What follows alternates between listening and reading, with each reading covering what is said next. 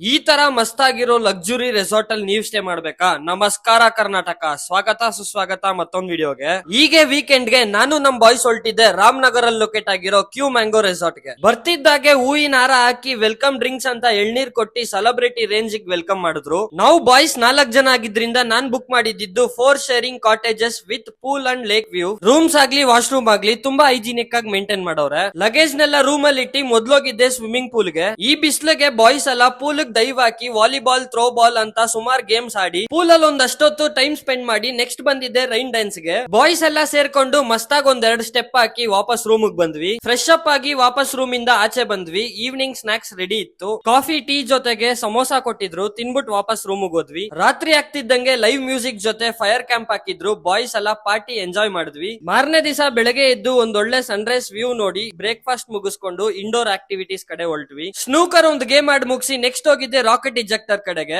ಇದಂತೂ first time ಮಾಡೋರ್ಗೆ ಸರಿಯಾಗಿ ಕುಡಿದ್ ಕುಷ್ಕ.